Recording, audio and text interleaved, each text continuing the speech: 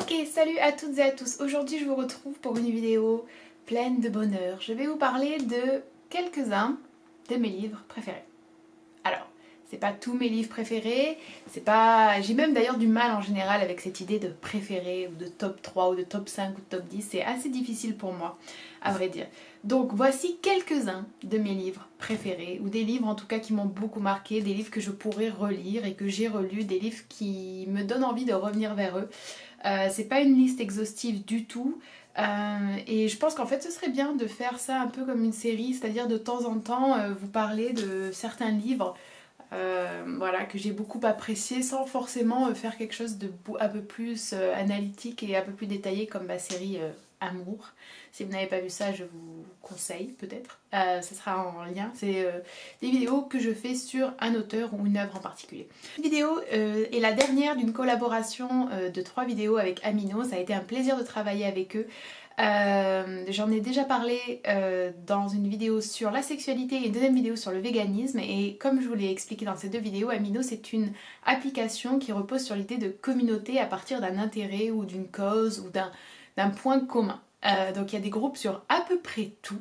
Ceux que je fréquente le plus, c'est les groupes sur le véganisme, mais il y a également des groupes sur la littérature. Et alors je sais pas vous, mais personnellement je trouve que c'est toujours un petit peu difficile en fait de trouver des gens avec qui parler de littérature. C'est quelque chose malheureusement qui semble se perdre. Donc Amino est gratuit, est une application relativement safe, donc c'est vraiment bien si vous avez envie de parler de certains sujets sur des plateformes plus safe que Twitter par exemple, ou même que Facebook. C'est aussi assez intuitif et facile à utiliser, donc je vous le recommande. Voilà. On va commencer par... Ok. Lolita de Vladimir Nabokov. Alors, je pense que c'est l'un des livres les plus connus peut-être, en tout cas le titre est le plus évocateur, les images, les notions, ce qui a été développé dans ce livre, c'est quelque chose qui a fortement imprégné notre culture et notre... j'ai envie de dire notre imaginaire collectif.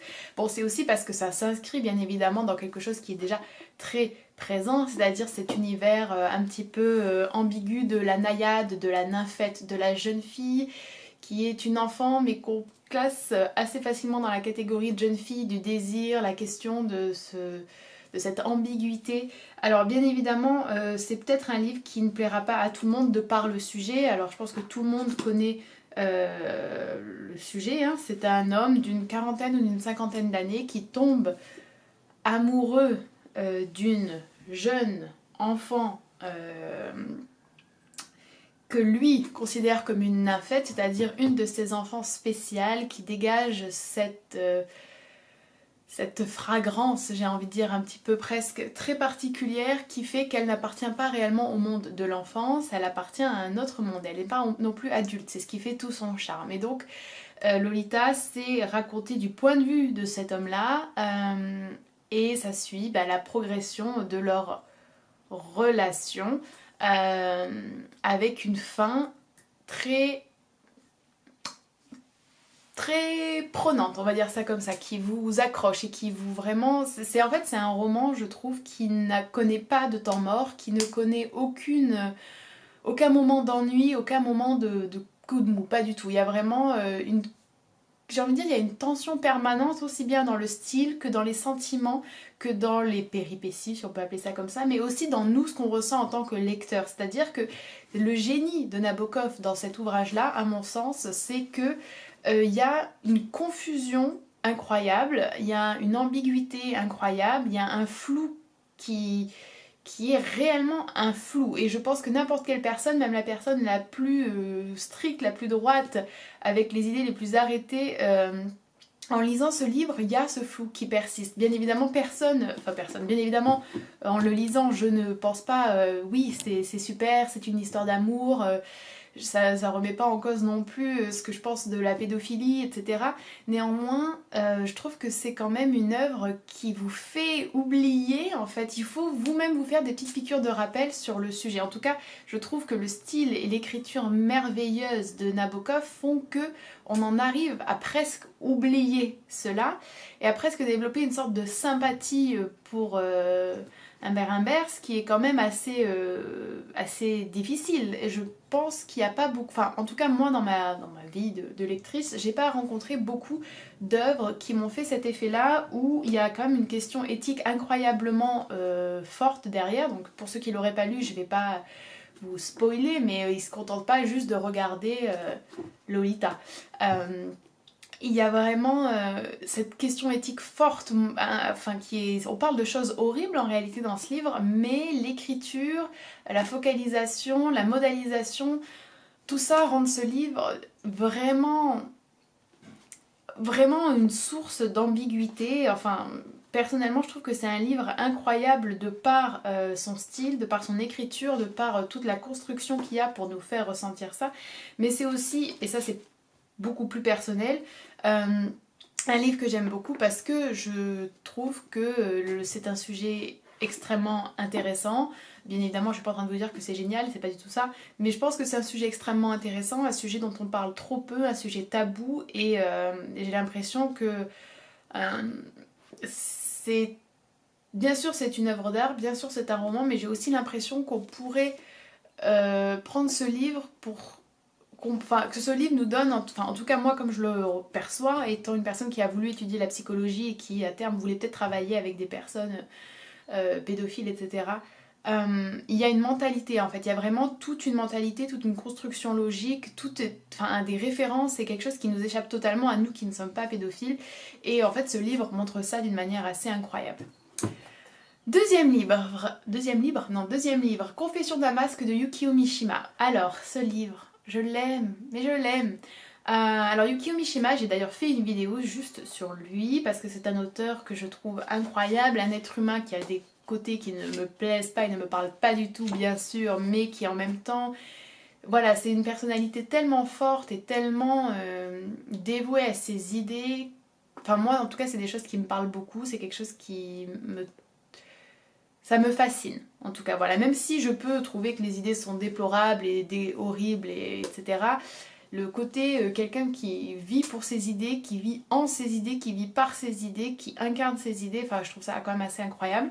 Donc Confession d'un masque, c'est un récit autobiographique, même si c'est pas non plus assumé comme tel, mais c'est assez clair, dans lequel Yukio Mishima raconte l'enfance, l'adolescence, le développement d'un jeune garçon qui se rend compte qu'il est homosexuel, qui se rend compte qu'il a un fort désir de mort, dans un Japon qui connaît la guerre, etc. Donc je trouvais qu'il était magnifiquement bien écrit, j'ai trouvé que encore une fois, cette idée de confusion et d'ambivalence et vraiment d'extrême complexité des sentiments humains, notamment lorsqu'il s'agit de ces questions d'identité, c'est abordé d'une manière vraiment, j'ai envie de dire, magnifique et presque ingénieuse dans ce livre.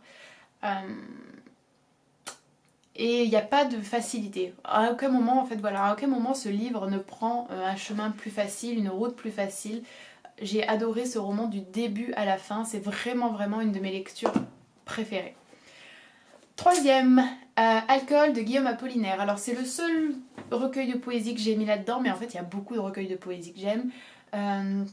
Alors Apollinaire, je l'aime beaucoup, beaucoup, beaucoup. Je pense que je vais bientôt faire une vidéo sur lui parce que c'est également un être très complexe, très pluriel, extrêmement intéressant. Il y a beaucoup d'humour, il y a beaucoup de délicatesse, il y a beaucoup de nostalgie, il y a beaucoup d'engagement aussi, il y a beaucoup... Enfin, quand on lit Alcool et quand on lit comment ça s'appelle, les trucs d'un Don Juan qui sont en fait qui est un tout petit truc érotique, mais très pas un joli érotique à mon sens. Enfin, on se dit ah oui, c'est pas la même chose. Et effectivement, c'est pas la même chose. Apollinaire, c'est quand même quelqu'un qui a, à mon sens, révolutionné la poésie. C'est pour moi une des figures du modernisme en poésie, aussi bien par les sujets, aussi bien que par les références, aussi bien que par la forme. On peut penser au calligramme, on peut penser aussi que dans Alcool, il y a une utilisation très très très très sommaire et minimaliste de la ponctuation, pour pas dire qu'il n'y a pas du tout de ponctuation. C'est lui également qui a donné le nom de surréalisme au surréalisme, enfin qui a utilisé ce mot et du coup les surréalistes l'ont réutilisé par la suite. J'adore Apollinaire, je trouve qu'il est vraiment... J'ai l'impression qu'il n'est malheureusement pas assez étudié à l'heure actuelle, qu'on le considère peut-être trop comme celui qui a écrit, je sais pas moi, zone ou peut-être le pont Mirabeau, alors qu'en fait il y a tellement de choses dans Apollinaire, il y a tellement de profondeur et de multiplicité des sujets, des thèmes, des styles. J'adore Apollinaire et je pense que tout le monde devrait lire Alcool, c'est juste beau quoi. Alors pour apprécier le plus, je pense, Alcool, il faut quand même avoir une approche un peu, comment dire, sérieuse, presque scolaire, j'ai envie de dire, pour pouvoir voir à quel point il y a des références et des inspirations multiples et voir du coup à quel point c'est profond, à quel point c'est multiple, à quel point ça fait rêver, ça peut transporter par ses références, par ses connaissances d'autres cultures et d'autres mouvements et les différents ponts qu'on peut créer entre. Vraiment, je recommande à 100% Apollinaire.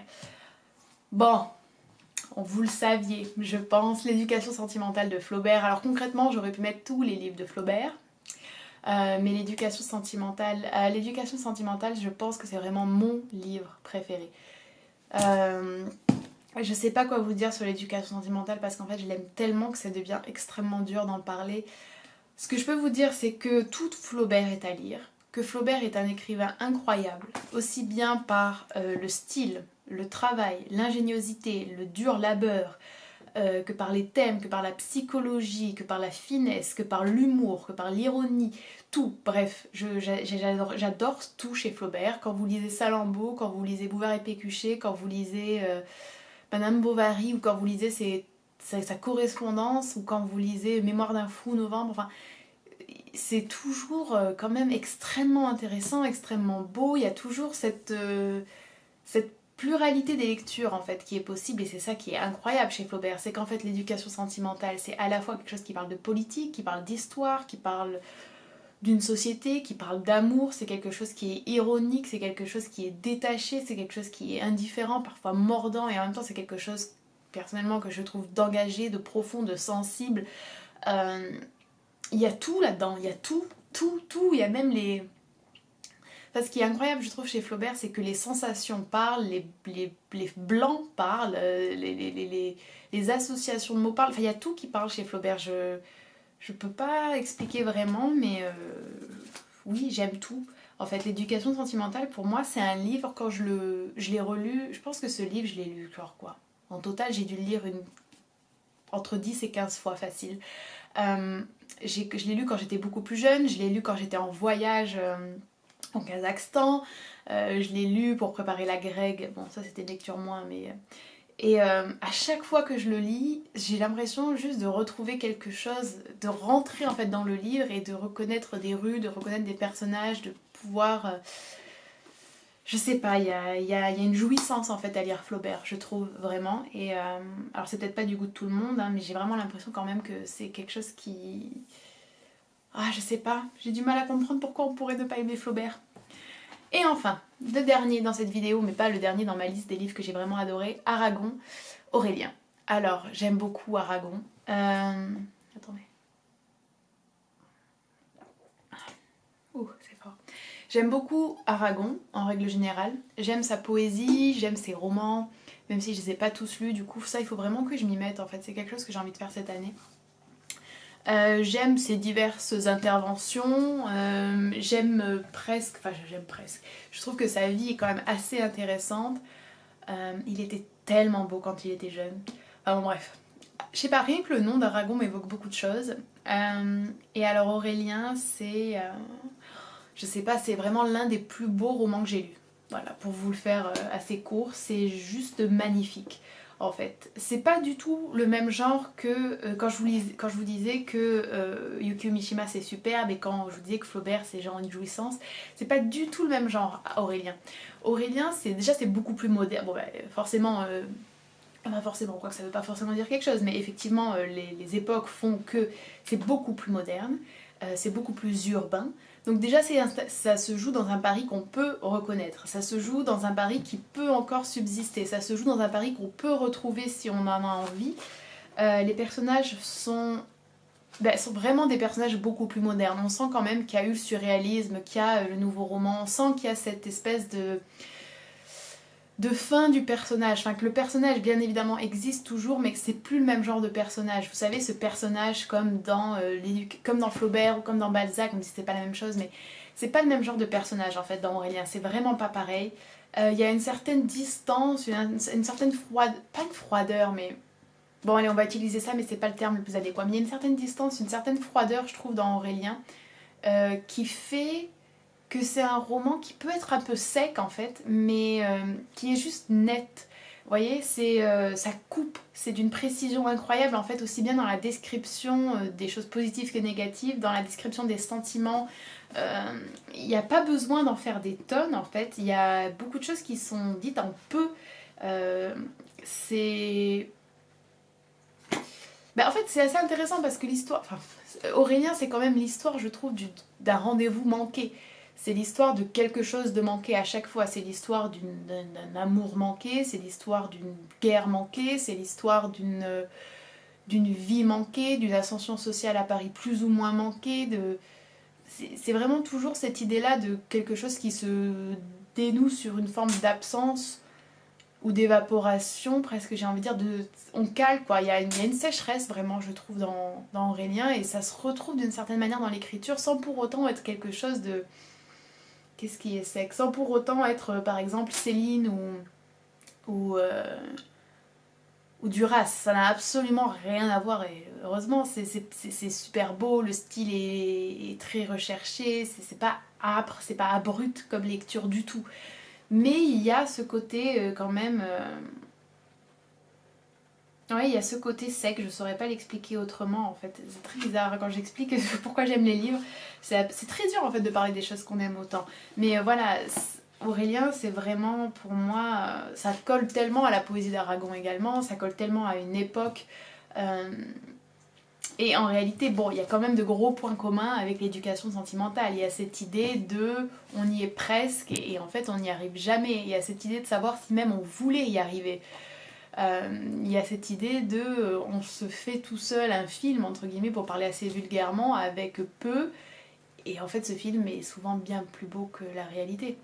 Et je pense que c'est pas quelque chose qui parle forcément à tout le monde, c'est pas quelque chose qui est forcément le cas pour tout le monde, mais c'est quelque chose qui chez moi est très très très présent. J'ai toujours été comme ça un petit peu, je crois. Donc c'est peut-être pour ça aussi que j'aime fortement ces livres et qu'ils me parlent autant.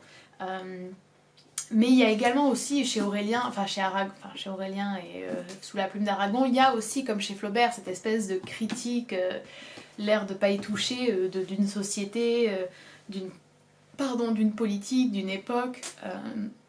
Faut savoir quand même que Aragon faisait partie des surréalistes et quand même il en est sorti, juste, pas que pour ça, mais ça lui a permis entre guillemets d'écrire des romans parce que le surréalisme interdisait l'écriture de romans.